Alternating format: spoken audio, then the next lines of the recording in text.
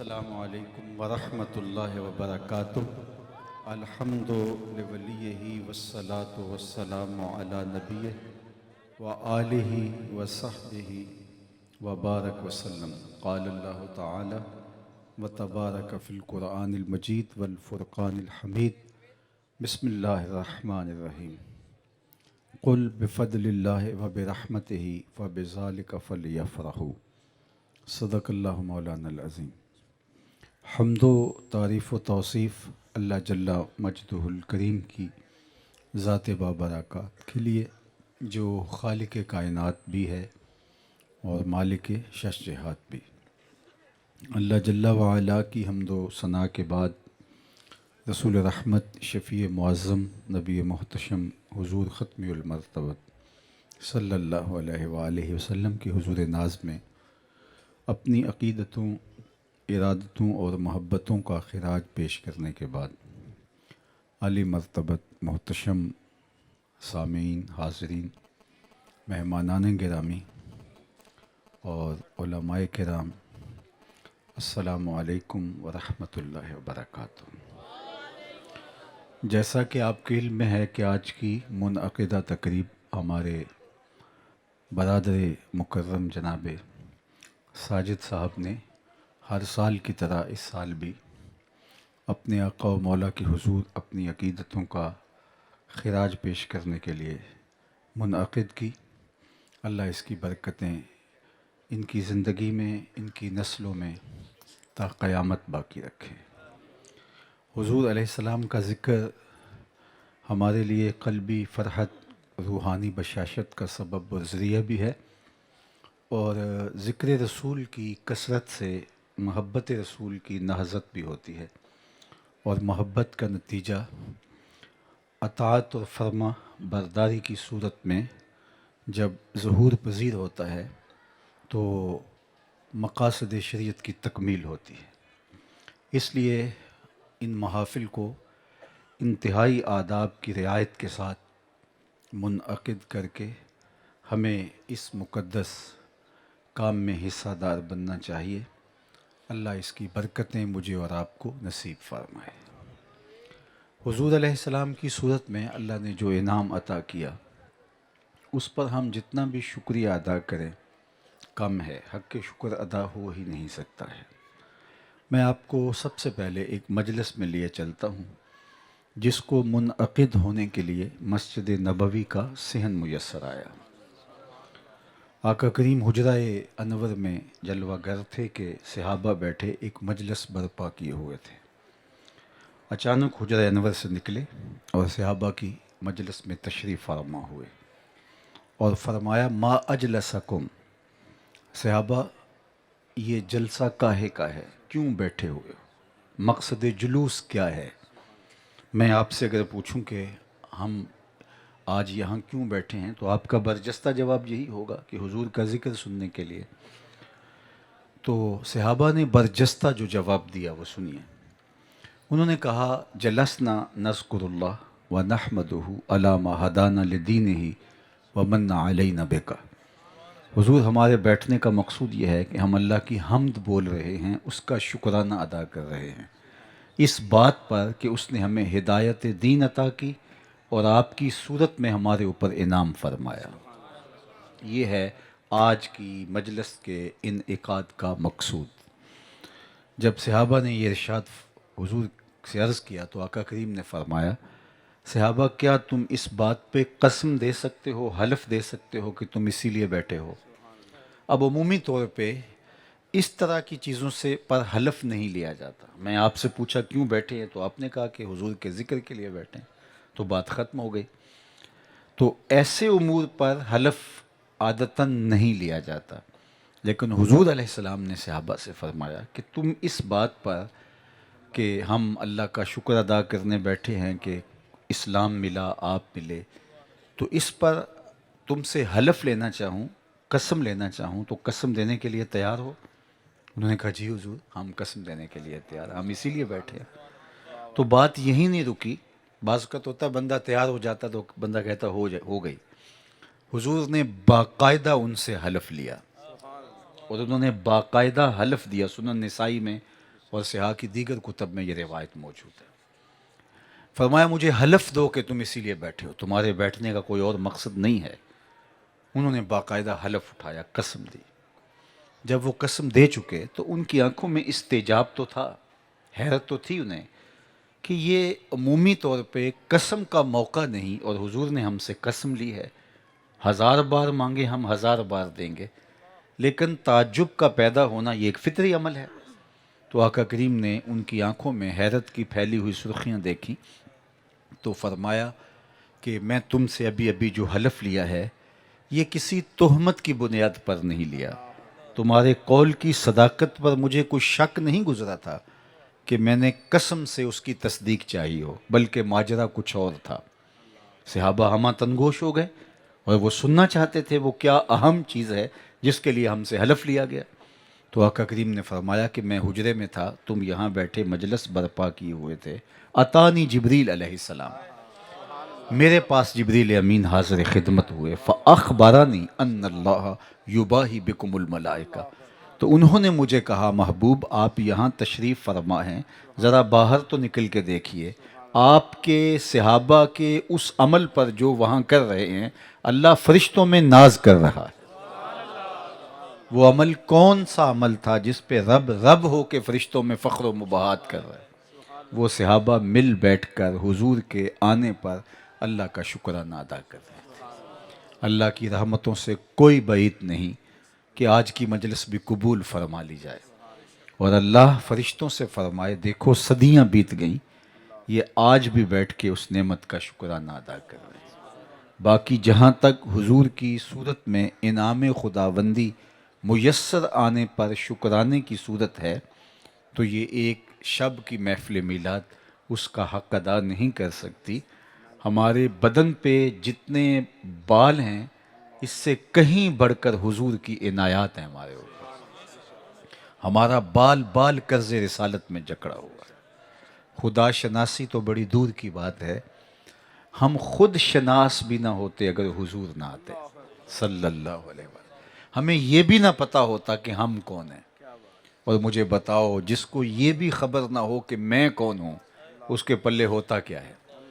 اقبال نے کہا تھا اپنے من میں ڈوب کر پا جا سراغ زندگی، تو میرا نہیں بنتا نہ بن، اپنا تو بن، اور جو اپنا بھی نہ ہو تبھی تو دیکھیے انسان اشرف المخلوقات ہونے کے باوجود وَلَقَدْ كَرَّمْنَا بنی آدمہ کا تاج اس کے سر پہ رکھا ہوا ہے، لیکن یہ حشرات الارض کو، چوپایوں کو، بہائم کو، وحوش و طیور کو، اجرام فلکیہ کو، بہتے پانیوں کو، چلتی ہواؤں کو، جلتی آگ کو، سواری اور بار برداری کے کام آنے والے جانوروں کو، درختوں کو، نباتات کو، کس کس کو اس نے اپنا معبود نہیں کہا؟ انسان کی تاریخ تو اتنی شرمناک ہے، یہ مچھلی پکڑنے کے لیے کانٹے کے ساتھ جو کیچوا لگایا جاتا ہے کسی زمانے میں یہ بھی اس کا معبود رہا، اپنے ہاتھوں سے پتھر کا ٹکڑا تراشتا اور اس صنم کو اپنا معبود بنا لیتا، لکڑی کے وسن کو اس نے خدا مانا، مٹی کے مادوں کے آگے اس نے اپنی پیشانی کے تقدس کو پامال کیا، آٹا گوندھ کر کے اس کا ایک مجسمہ تیار کر کے دھوپ میں خشک کرتا اور اس کی پوجا پاٹ کرتا، اور جب بھوک زیادہ تنگ کرتی اور کھانے کے لیے اور کچھ نہ ہوتا تو اسے ہی کوٹتا، پانی میں لاتا، گوندتا اور روٹی پکا کے کھاتے ہوئے کہتا میرے خدا اب کام نہیں آئے گا تو کب آئے گا، اب تو بھوک سے میری جان نکل رہی ہے۔ یہ اجرام فلکیہ کو، درختوں کو، چوپایوں کو، جانوروں کو پوچھتا رہا۔ یہ کیوں؟ اس لیے کہ اسے اپنی ہی شناخت نہیں تھی کہ میں کون ہوں۔ اگر اپنا علم ہوتا کہ میں کون ہوں تو یہ ساری چیزیں تو انسان کی ضرورت کے لیے، خدمت کے لیے، نوکری کے لیے، ذوق نظارہ کی تسکین کے لیے پیدا کی گئی۔ وَالَّذِي خَلَقَ لَكُم مَّا فِي الْأَرْضِ جَمِيعًا، زمین میں جو کچھ ہے یہ حضرت انسان کے لیے پیدا کیا گیا ہے، اور یہ ان کو معبود سمجھ رہا ہے جو اس کی نوکری اور خدمت کے لیے پیدا کیے گئے۔ اے تماشا گاہے عالم روئے تو کجا بہرے تماشا می روی، دنیا تجھے ڈھونڈنے نکلی ہے، تو کس کی تلاش میں نکلا؟ اس نے اپنی خودی کو ہی نہیں پہچانا تھا، اپنے آپ سے ہی آگاہ نہیں ہوا تھا۔ یہ تو میرے حضور علیہ السلام نے آ کے بتایا میاں یہ تیرے معبود نہیں ہیں، تیری دہلیز کے نوکر ہیں۔ ان جانوروں کو پوچھتا ہے یہ تو تیری سواری کے لیے، بار برداری کے لیے، تجھے دودھ اور گوشت کی ضروریات فراہم کرنے کے لیے پیدا کیے گئے ہیں، تو ان کو خدا سمجھ بیٹھا۔ یہ نباتات، یہ درخت تجھے چھاؤں فراہم کرنے کے لیے، تیری غذائی ضرورتوں کو پورا کرنے کے لیے، تجھے پھل دینے کے لیے، تجھے آکسیجن فراہم کرنے کے لیے، تیرے ایندھن کے کام آنے کے لیے پیدا کی گئی، تو ان کو خدا سمجھ بیٹھا۔ یہ چاند، سورج، ستارے تیری راہوں میں روشنی اجالنے کے لیے، تیرے ذوق نظر کے قرار کے لیے پیدا کیے گئے، اور تو ان کو خدا سمجھ بیٹھا۔ نہیں تو دیکھ، اس چاند کو خدا مانتا ہے، یہ دیکھ انگلی اٹھتی ہے اور یہ ٹکڑے ہو کے قدموں میں آتا ہے۔ سورج کو معبود مانتا ہے، یہ دیکھ اشارہ ہوتا ہے اور یہ بھاگتا ہوا عصر کے وقت پہ آتا ہے۔ درختوں کو معبود کہہ رہے، جا میں نہیں تو ہی کہہ دے تو میں اللہ کا رسول بلا رہے، اور درخت دوڑتا ہوا آ کے قدموں میں سلامی دیتا ہے۔ پتھروں کو خدا مانتا ہے، یہ دیکھ مٹھی ابو جہل کی ہے اور پتھر کلمے محمد عربی کے پڑھ رہے ہیں۔ اب اس کی آنکھ کھلی کہ جن کو میں خدا مانتا تھا وہ تو میری دہلیز کے نوکر نکلے، وہ تو انگلیوں پہ بھاگ رہے ہیں، وہ تو اشاروں پہ رقص کرتے نظر آ رہے ہیں۔ اللہ اکبر! اب اسے سمجھ آئی اور اب اس کا لہجہ ہی تبدیل ہو گیا۔ اب اس کی بدلی ہوئی ٹون دیکھیے، اس کا بدلا ہوا لہجہ اور انداز دیکھیے۔ یہ جو ان کو معبود مانتا تھا، اب اس کی اڑان دیکھیے۔ اب بولتا ہے فرشتہ کہنے سے میری توقیر گھٹتی ہے، میں مسجود ملائک ہوں، مجھے انسان رہنے دو۔ کہتا ہے خبردار، مجھے فرشتہ بھی کہا، اس سے بھی میری عزت میں فرق آتا ہے۔ اب اسے سمجھ آئی، پرے ہے چرخ نیلی فام سے منزل مسلمان کی، ستارے جس کی گرد راہوں وہ کارواں تو ہے۔ کانپتا ہے دل تیرا اندیشہ طوفان سے کیا، نا خدا تو، بحر تو، کشتی بھی تو، ساحل بھی تو، دیکھ آ کر کوچائے چاکے گرے بام کبھی، کیس تو، لیلا بھی تو، صحرا بھی تو، محمل بھی تو، وائے ناکامی کہ تو محتاج ساکی ہو گیا، میں بھی تو، مینا بھی تو، منزل بھی تو، حاصل بھی تو، آہ کس کی جستجو آوارہ رکھتی ہے تجھے، راہ تو، رہ رو بھی تو، رہبر بھی تو، منزل بھی تو، بے خبر تو جوہر آئینہ ایام ہے، تو زمانے میں خدا کا آخری پیغام ہے۔ اسے اب سمجھ آئی کہ ستاروں سے آگے جہاں اور بھی ہیں، ورنہ یہ تو دھول میں کھو گیا تھا، یہ تو درختوں کی جڑوں کو خدا ماننے لگا تھا، یہ تو مورتیوں کے آگے اپنی پیشانی کا تقدس پامال کر چکا تھا۔ انسان کی اپنے آپ سے ملاقات ہوئی تو میلاد والے رسول کے صدقے سے ہوئی، اور اگر وہ نہ تشریف لاتے تو انسانیت کی رسوائی اور یہ گرتا ہوا، لڑکتا ہوا، پامال ہوتا ہوا، رسوا ہوتا ہوا انسان آج کہاں ہوتا۔ یہ تو حضور نے آ کے اسے خود آشنائی کا نور بخشا۔ سید سلیم گیلانی مرحوم کا ایک شعر دیکھیے یہاں، میری ساری گفتگو کا خلاصہ آپ اسے کہہ سکتے ہیں۔ نہ خرد کی روشنی تھی، نہ جنوں کی آگہی تھی، نہ خرد کی روشنی تھی، نہ جنوں کی آگہی تھی، تیری رہبری سے پہلے یہ جہاں جہاں نہیں تھا، تیرے آستاں سے پہلے کوئی آستاں نہیں تھا، میں وہ زمین تھی جس کا کوئی آسمان نہیں تھا۔ تو زندگی کا سارا اجالا، زندگی کی ساری روشنیاں، زندگی کا سارا جمال اور نور اور سرور حضرت انسان کو ملا ہے تو میلاد والے رسول کی چوکھٹ سے ملا ہے۔ اگر وہ در نہ ملتا تو انسانیت آج بھی بھٹک رہی ہوتی، اور جنہیں حضور کی دہلیز نہیں ملی وہ آج بھی اندھیروں میں ٹھوکریں کھا رہے ہیں۔ یہ بالکل آپ کی ہمسائیگی میں انڈیا بستا ہے، پی ایچ ڈی ڈاکٹر ہے، کتنی بھاری بھرکم ڈگری ہے، لیکن بت کے آگے ہاتھ جوڑے کھڑا ہے۔ جو اپنے بدن پہ بیٹھی مکھی بھی نہ اڑا سکے، وہ اس سے اپنی حاجتیں طلب کر رہا ہے۔ اس کی عقل و بینش، اس کا فہم و ادراک، اس کی اتنی بھاری بھرکم ڈگری اس کو نہیں بتا رہی کہ یہ کتنا بے بس اور مجبور ہے۔ ڈاکٹر ہے ایم بی بی ایس، اور گائے کے پیشاب کو تبرک سمجھ کے چسکیاں لے لے کے پی رہا ہے۔ اس کی طب نے اس کو نہیں بتایا کہ اس کے اندر کتنی جو ہے وہ خرابیاں اور کتنا تعفن ہے، اس کی طبع میں کوئی نفاست نہیں، اس سے اٹھتی ہوئی عفونت اس کی طبیعت پہ شاک نہیں گزرتی۔ دوسری جانب میں ایک دیہات کا رہنے والا ہوں، میں نے اپنے گاؤں میں ایک بچے کو دیکھا جو ٹوٹیوں پہ اپنے پائنچوں کو مل مل کے دھو رہا تھا، تو پانی اس نے کچھ زیادہ کھولا تھا، تو میں نے جھڑکنے کے لہجے میں کہا کہ تم نے اتنا زیادہ پانی کھول رکھا ہے، تو لجاجت بھرے لہجے میں مجھے جواب دیتا ہے کہ حضرت میں گلی سے گزر رہا تھا کسی جانور کے پیشاب کا چھینٹا میرے پانچے پہ گر گیا اور میں سکول جا رہا ہوں.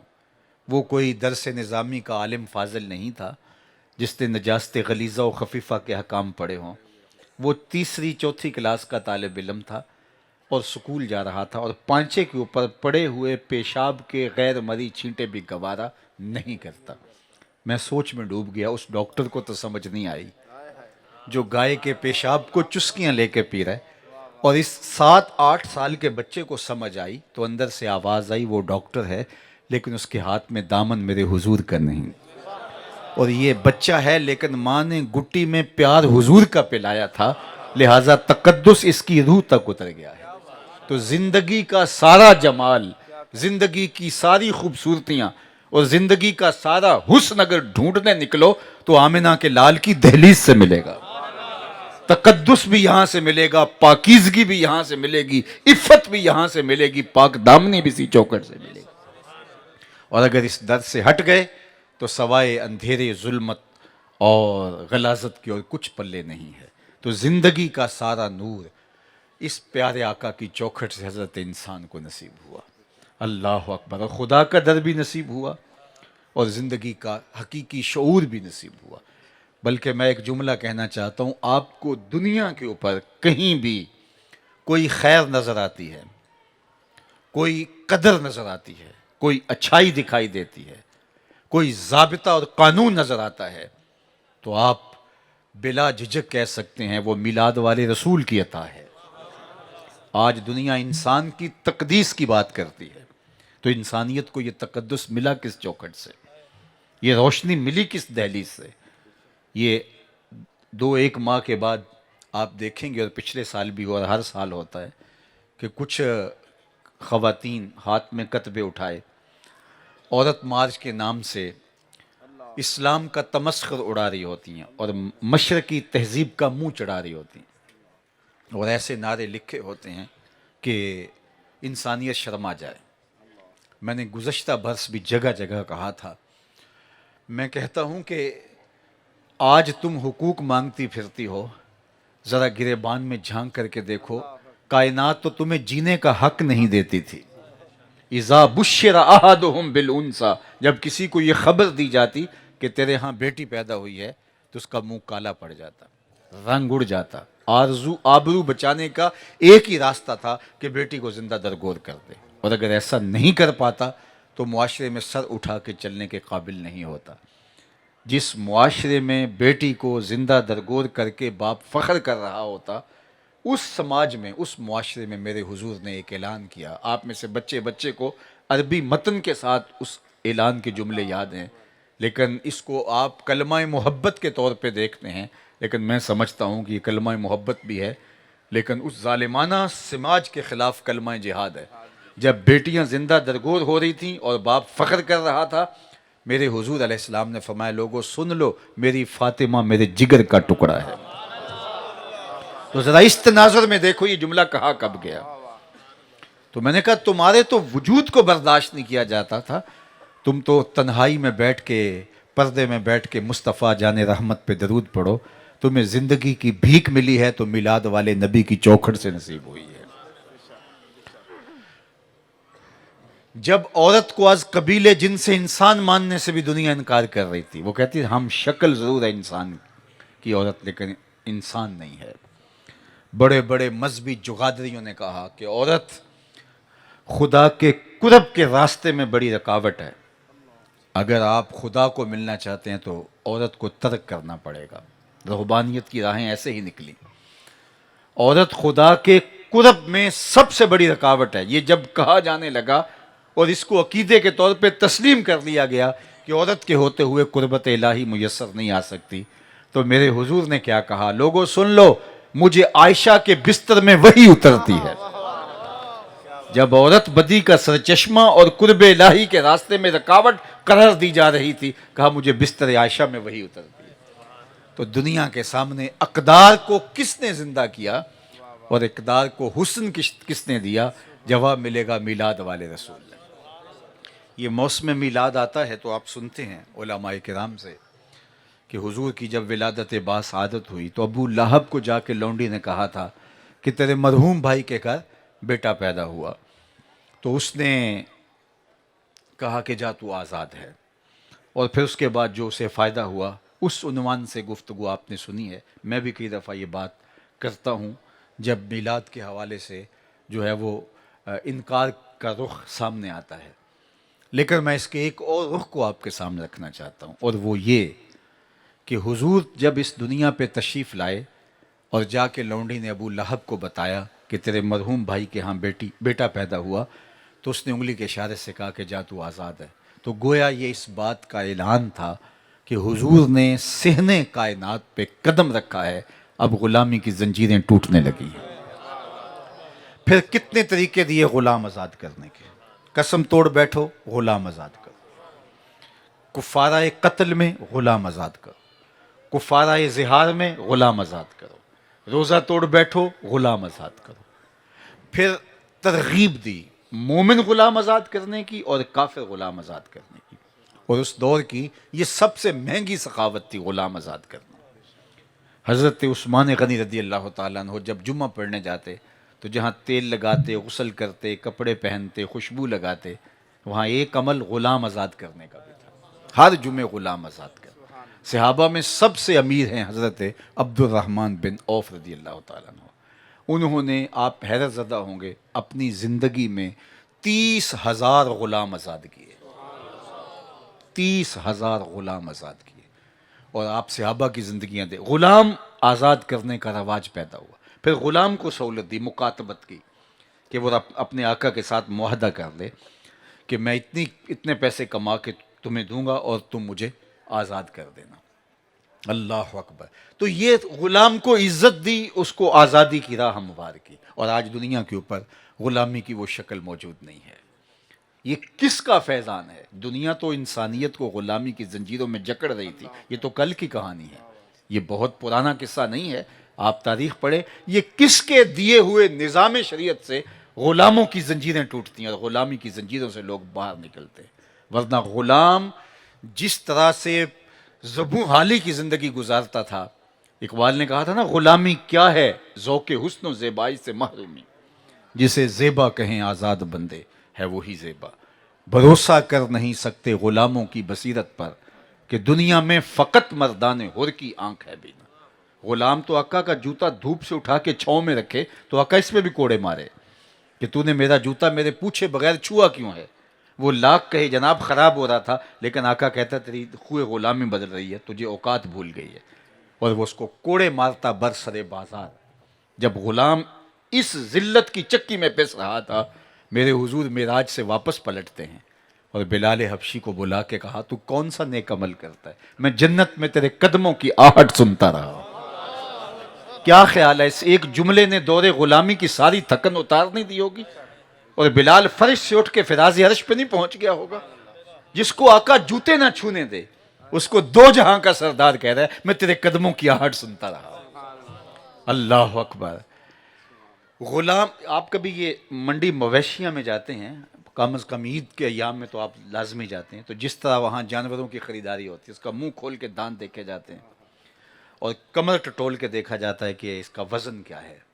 یہی حال دنیا کی منڈی میں جہاں انسان بکتے تھے، کمر پہ بوجھ رکھ کر کے چلا کے دیکھا جاتا ہے یہ کتنا بوجھ اٹھا سکتا ہے، اور اس کی بولی اسے حساب سے دی جائے۔ اور جو غلام جس طرح بولیاں لگتی، کتنا درد۔ زنزیبار کے اندر میں وہ جگہیں دیکھی ہیں جہاں پورے افریقہ سے غلام لا کر کے جو ہے وہ پھر آگے پوری دنیا کو سپلائی کیے جاتے تھے۔ اب وہاں غلام تو نہیں ہے، لیکن اس تصور سے رونگٹے کھڑے ہو جاتے ہیں کہ ایک ہی پھٹے کے اوپر ماں اور بیٹی اکٹھی بکنے کے لیے آئی کھڑی ہے۔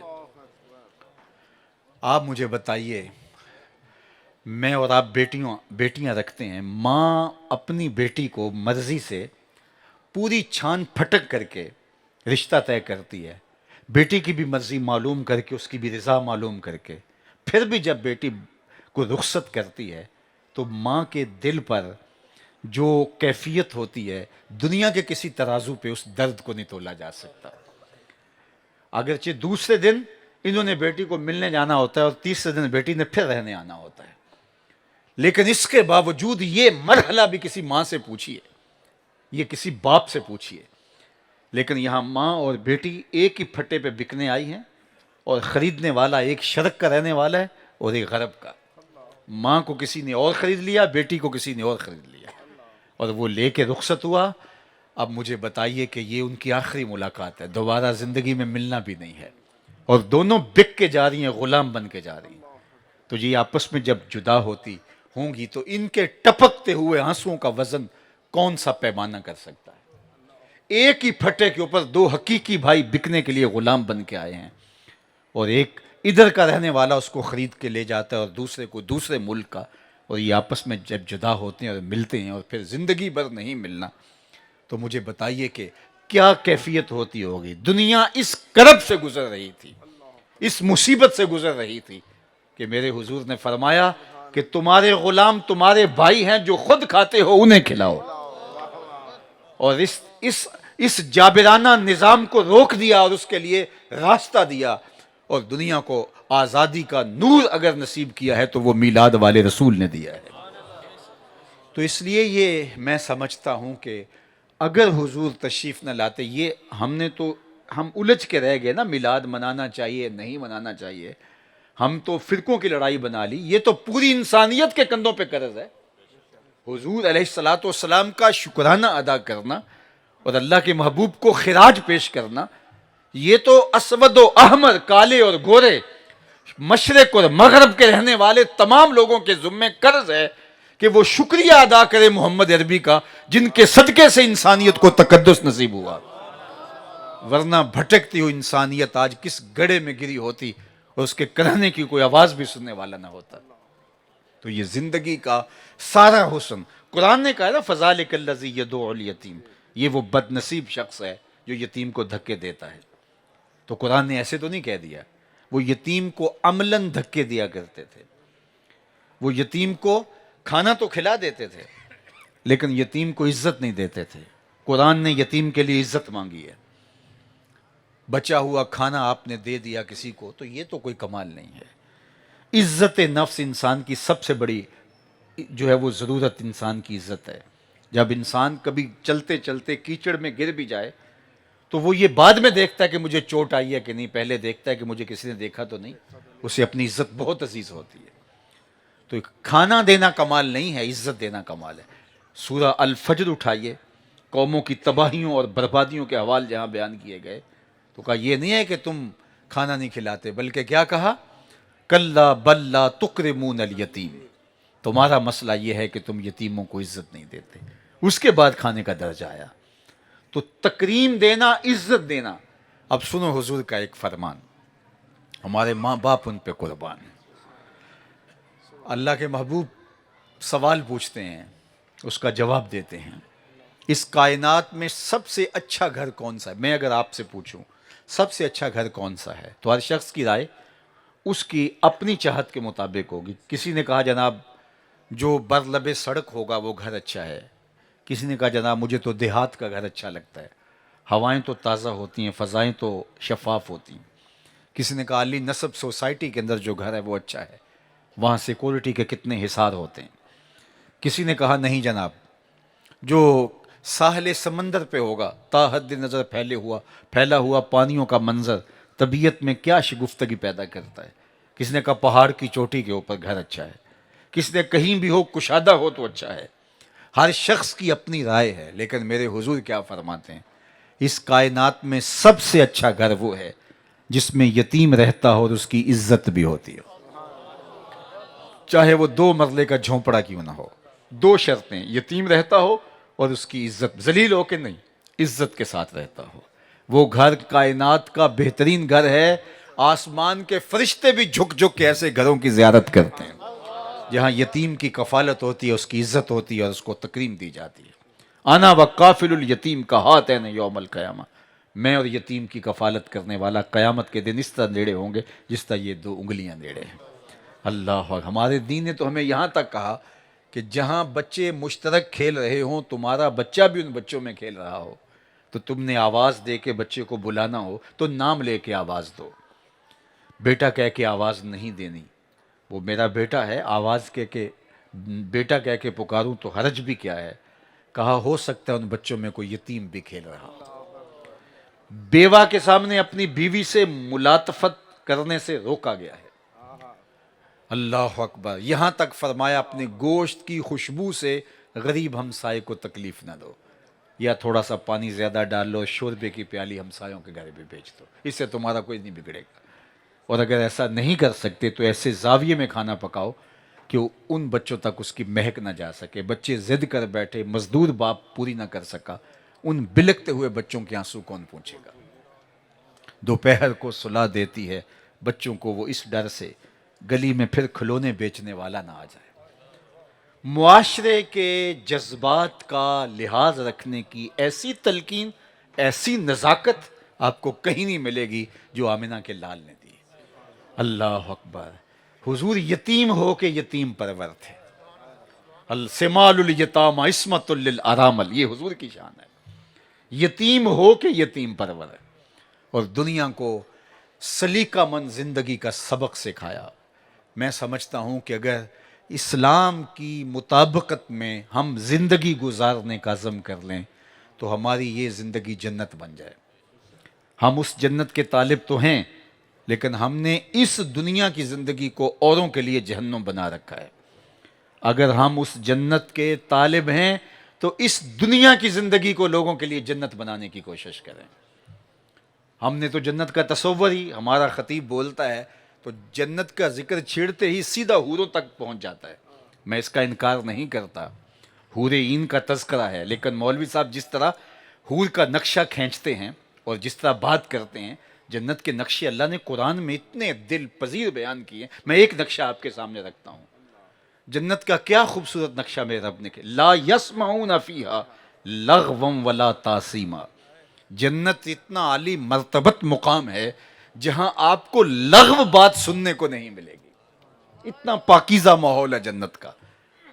ایسی بات جو کسی کے کان پہ گراں گزرے، طبیعت پہ بوجھ آئے، مزاج پر بوجھ آئے، ایسی بات بھی آپ کو جنت میں نہیں ملے گی. ایسا پاکیزہ اور خوشگوار ماحول ہے جنت کا.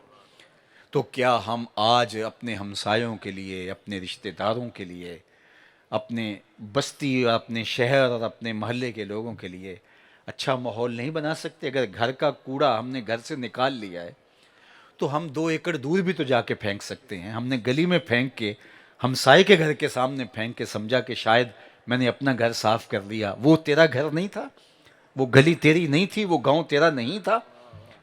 تو ہم نے لوگوں کے لیے اذیتیں کھڑی کر دی اور ان اذیتوں کو کھڑا کر کے سمجھتے ہیں کہ ہم جو ہے وہ جنت کے حقدار بنیں گے. جب لوگوں کے لیے اس دنیا کو جنت بنائیں گے تو اللہ جنت کی راہیں آسان کر دے گا. اسلام کی تعریف کیا ہے؟ ہم نے صرف سجدے سمجھے، ہم نے قیام و رکوع سمجھا. روزے رکھیں گے تو ہم مسلمان ہیں. میرے حضور کیا فرماتے ہیں؟ المسلم من سلم المسلمون من لسانہ و یدہ. مسلمان کون ہے؟ جس کے ہاتھ سے، جس کی زبان سے دوسرا مسلمان محفوظ. ہمارے ہاں جو تحیت المسلم ہے، کتنا خوبصورت لفظ ہے، السلام علیکم. کیا مطلب ہے اس کا؟ السلام علیکم یہ ضمانت ہے جو ہم کسی کو دے رہے ہیں. جب ہم کسی کو کہتے ہیں السلام علیکم تو اس کا معنی کیا ہے؟ تیرے اوپر سلامتی ہو، تیری جان، تیرا مال، تیری آبرو، تیری عزت میری جانب سے محفوظ ہے. تو وہ کیا کہتا ہے؟ وعلیکم السلام. اگر تو مجھے یہ ضمانت دیتا ہے تو تو بھی بے فکر ہو جا، تیری عزت، تیرا مال، تیری آبرو میری جانب سے بھی محفوظ ہے. یہ ضمانت ہے. ہارون رشید کا زمانہ تھا تو ایک قیدی سے پوچھا گیا تیری آخری آرزو؟ اس نے کہا میں ہارون رشید سے ملنا ہے. بادشاہ سے پوچھا گیا، کہا لے آؤ آخری آرزو ہے. تو جو ہی دربار میں داخل ہوا اس نے بلند آواز سے کہا السلام علیکم. بادشاہ نے کہا وعلیکم السلام. کہا آرزو پوری ہوگی، اس کو لے جاؤ اور پھانسی دے دو. اس نے کہا آپ مجھے پھانسی نہیں دے سکتے. کہا کیوں؟ کہا بادشاہ نے مجھے سلامتی دے دی ہے، مجھے امان دے دی. کہا کب اس نے کہا؟ اس نے کہا نہیں وعلیکم السلام، تیرے اوپر سلامتی ہو. تو جب ہم کسی کو ضمانت دے چکے ہوتے ہیں پھر کس طرح ہم اس کو نقصان پہنچا سکتے ہیں؟ ہمارا دین جب ہم ملتے ہیں تو سلامتی کی دعا سے، اور سلامتی کا مفہوم یہ نہیں کہ ہم نے زبان سے ادا کر دیا. یہ دین ہماری زبان اور ہونٹوں پہ نہیں اترا، یہ دین ہمارے رویوں پہ اترا ہے، یہ دین ہمارے دل پہ اترا ہے، ہمارے عمل کا حصہ ہونا چاہیے. لیکن ہم نے دین کو سمجھا شاید ہماری زبان کی نوک پہ اتر گیا، اور یہاں ہم نے جو ہے وہ زبان سے اپنے آپ کو مسلمان کہہ لیا تو کافی ہو گیا. چوں می گوئے مسلمانم بلرزم کہ دانم مشکلات لا الارا. تو ہم اگر مسلمان اپنے آپ کو کہتے ہیں تو اقبال کہتا ہے میں کانپ جاتا ہوں، اس لیے کہ میں لا الہ الا اللہ کے تقاضوں کو سمجھتا ہوں. تو ایمان کیا ہے، اسلام کیا ہے؟ المسلم من سلم المسلمون من لسانہ و یدہ. تو اپنے آپ کو، اپنے رویوں کو، اپنے طرز زندگی کو، اپنے انداز معاشرت کو حضور کے لائے ہوئے طریقے کے مطابق ہم نے ڈھالنا ہے. میرا اور آپ کا یہ انداز محبت میں سمجھتا ہوں کہ حضور کی بارگاہ میں قابل قبول ہے، لیکن ایسا نہیں ہے کہ میرا یہ انداز محبت مجھے باقی دین کو فراموش کرنے کا بہانہ بنا دے کہ کوئی بات نہیں، میں نے ایک اچھا جلسہ کر لیا تو بس میرے لیے کافی ہے. میں نے چہک چہک کے لہک لہک کے نعرے لگا لیے تو شاید میرے عشق کو سند مل گئی، اب میں جو مرضی کرتا پھروں، کسی کے جبے پھاڑوں یا کسی کی پگڑیاں نوچوں تو مجھے کوئی جو ہے وہ پوچھنے والا نہیں، اس لیے کہ میں عاشق رسول ہونے کی سند لے لی ہے. نہیں، اللہ کے محبوب کا ایک فرمان سنو اور میری گفتگو اختتام کو پہنچی. اللہ کے پیارے محبوب نے وضو کیا، صحابہ وضو کا پانی زمین پر نہیں گرنے دیتے. کائنات میں کسی نے کوئی ایسا عاشق نہیں دیکھا ہوگا جیسے صحابہ تھے. حافظ شیرازی نے کہا کہ زمانے میں اپنے محبوب سے مخاطبت کرتے ہوئے کہتا ہے زمانے میں میرے جیسا عاشق آپ نے نہیں دیکھا ہوگا اور کبھی ہوا نہیں ہوگا. اور پھر کہتا ہے اس لیے کہ تیرے جیسا سونا بھی تو کوئی نہیں. چونکہ عشق کی گرمی جو ہے وہ حسن کی فراوانی سے ہوتی. اللہ اکبر. فرصت کشم کشم دے این دل بے قرار را، یک دو شکن زیادہ کن گیسوئے تابدار را. تو جس قدر حسن فراواں ہوگا اس قدر عشق فراواں ہے. اگر زمانے نے ابو بکر و عمر جیسا، عثمان و حیدر کرار جیسا اور بلال حبشی جیسا عاشق نہیں دیکھا تو محمد عربی جیسا سونا بھی تو زمانے میں کوئی نہیں. آپ نے محبت کی لوک داستانیں سنی ہوگی، لیکن ایسا تو نہیں دیکھا ہوگا کسی نے کسی کا پانی بھی اور کسی کے بدن کا اترن بھی زمین پر نہ گرنے دیا ہو. صحابہ ہاتھوں میں لے رہے ہیں. بلکہ ایک بار ایسا ہوا حضور نے پچنے لگوائے تو ایک لگن میں خون جمع ہو گیا. تو ایک صحابی سے کہا جاؤ اس کو ایسی جگہ ٹھکانے لگاؤ جہاں کسی کے قدم نہ پڑیں. وہ گئے اور ایک پتھر کی اوٹ میں بیٹھ کے نوش جھانک کر لیا. واپس پلٹے تو حضور نے فرمایا ٹھکانے لگائے؟ جی جی حضور، ایسی جگہ جہاں کسی کے قدم نہیں پہنچ سکتے. حضور مسکرائے اور فرمایا لعلک شربت، شاید تم پی آئے ہو. قال نام، جی حضور. تو آقا کریم ناراض نہیں ہوئے کہ تم نے خون کیوں پیا. آقا کریم فرمایا یا غلام قد حررتا نفسک من النار، اے بیٹے تو نے اپنے آپ کو آتش دوزخ سے بچا لیا ہے. وضو کے پانی کو زمین پہ نہیں گرنے دیتے، کسی کے ہاتھوں پہ آتا ہے اور وہ اپنے ہاتھوں کو اپنے چہروں پہ مل لیتے ہیں. اور جس کو وہ پانی میسر نہیں آتا وہ گیلے ہاتھوں سے ہاتھ رگڑ کے اپنے چہروں پہ مل لیتے. آقا کریم نے جب صحابہ کی اس عمل کو دیکھا تو فرمایا ما یحملکم علی ھذا، تمہیں اس بات پر کس نے ابھارا کہ تم میرے وضو کے پانی کو زمین پر نہیں گرنے دے رہے؟ تو صحابہ نے عرض کی حب اللہ و رسولہ، اللہ اور اس کے رسول کی محبت.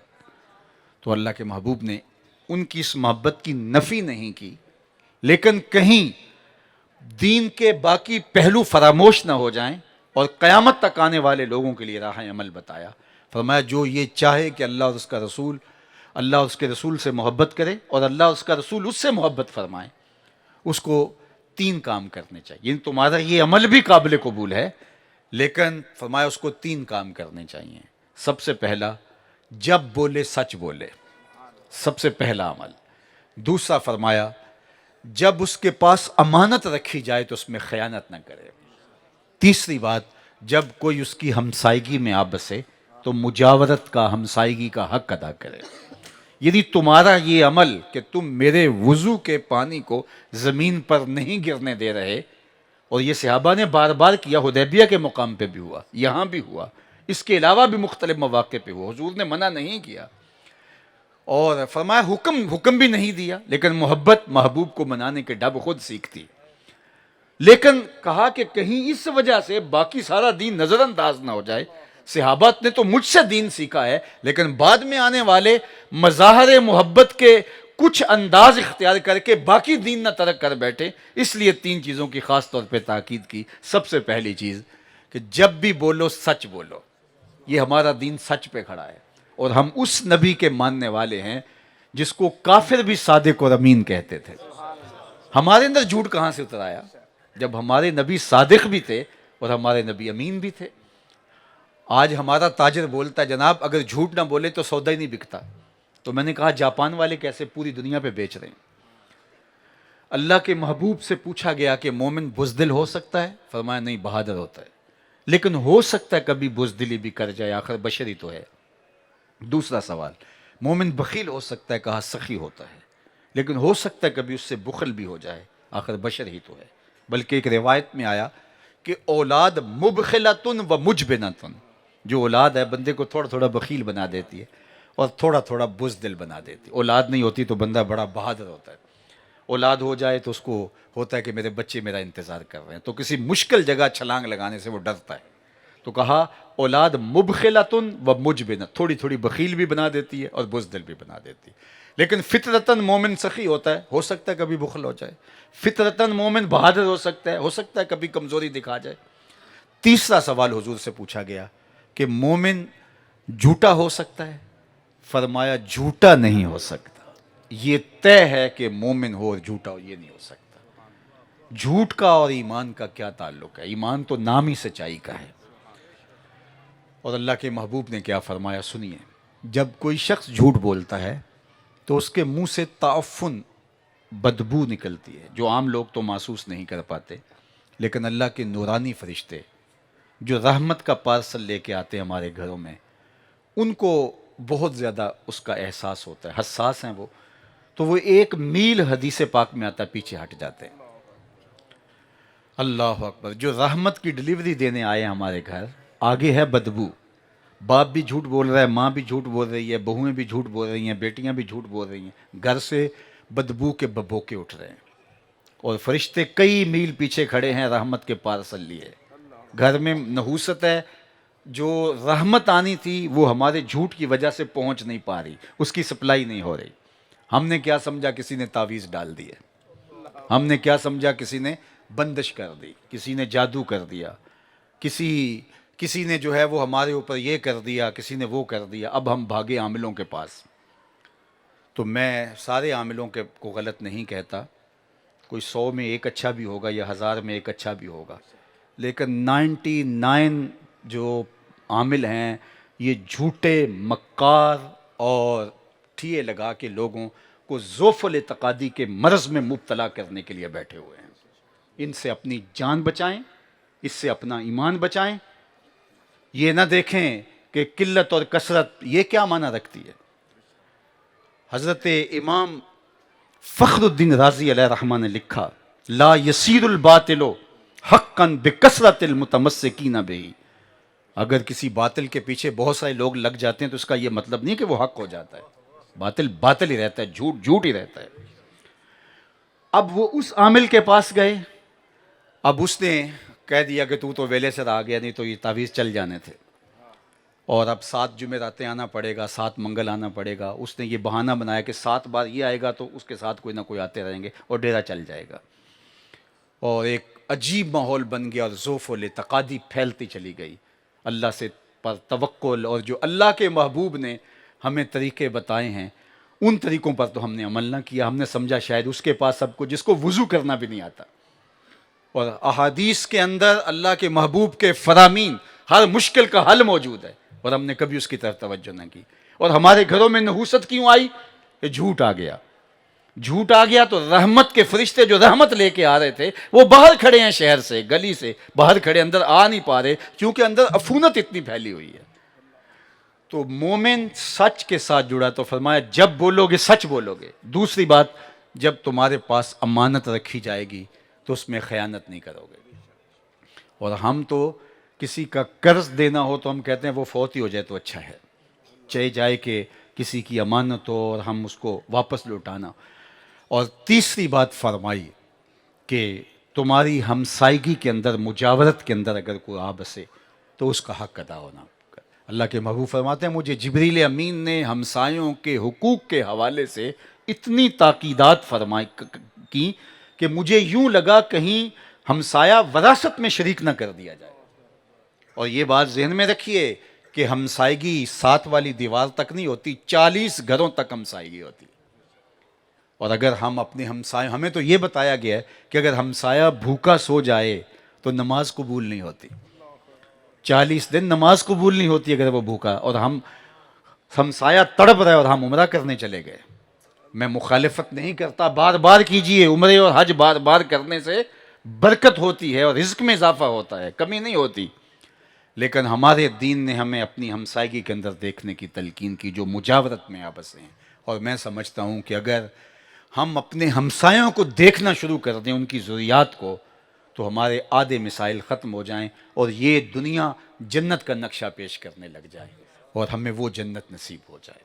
تو آئیے میں اور آپ اپنا محاسبہ بھی کریں کہ جس طرح صحابہ نے وضو کا، یہ صحابی تھے جنہوں نے حضور کو دیکھا اور وضو کا پانی حضور کے وضو کا پانی تھا، لیکن کہا کہ تمہاری محبت صرف یہاں نہیں رک جانی چاہیے، یہ عمل بھی ملحوظ رہنا چاہیے. تو میں آپ سے بھی کہوں گا کہ ہماری محبت جھنڈیوں پہ نہیں رک جانی چاہیے، دل کے ایک ایک پرت پہ نام محمد کی جھنڈی لگائیے. صرف بنیروں پر، چراغاں پر ہی ہماری محبت کا اظہار نہیں ہونا چاہیے، دل کی اندھیر نگریوں میں بھی حضور کے نام کا چراغاں کرنا ہوگا. اللہ اکبر. صرف گلیاں ہی صاف نہیں کرنی، کوئی جھاڑو لے کے دل نگر میں بھی آؤ. حسد، حقد، بغض، کینے، نفرتوں کے ڈھیر دل کی گلیوں میں پڑے ہیں، اس کو بھی تھوڑا سا صاف کریں. ہمارا سارا زور پیکنگ پہ ہے، کچھ اندر بھی اتریں. میاں صاحب نے کہا تھا شیشے اتے کٹا جمیا کنداں چاڑی جاندے. شیشے اتے کٹا جمیا کنداں چاڑی جاندے، جلداں نوئے سانپ کے رکھ دے ورکے پھاڑی جاندے.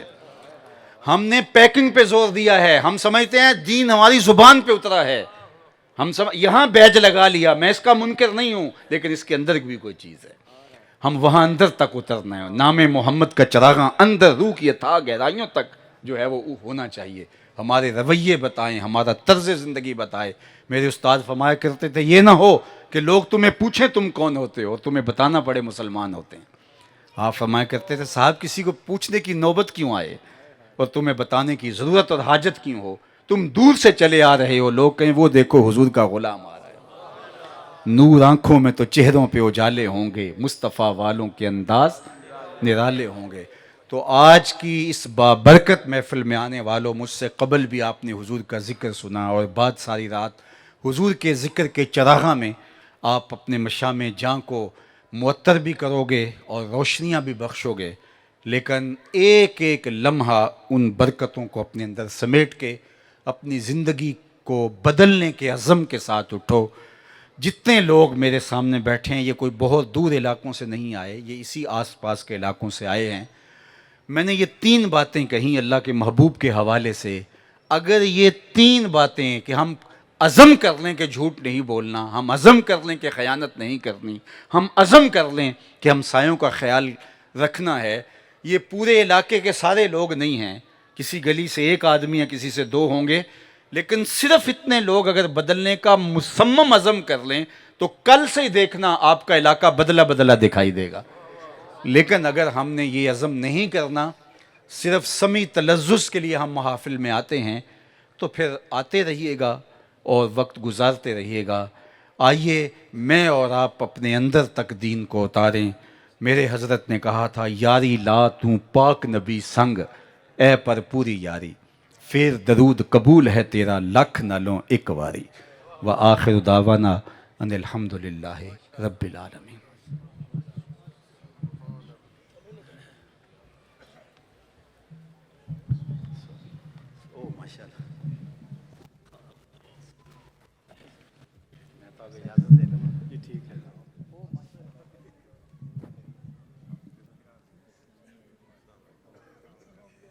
اللہ کی رحمت ہے.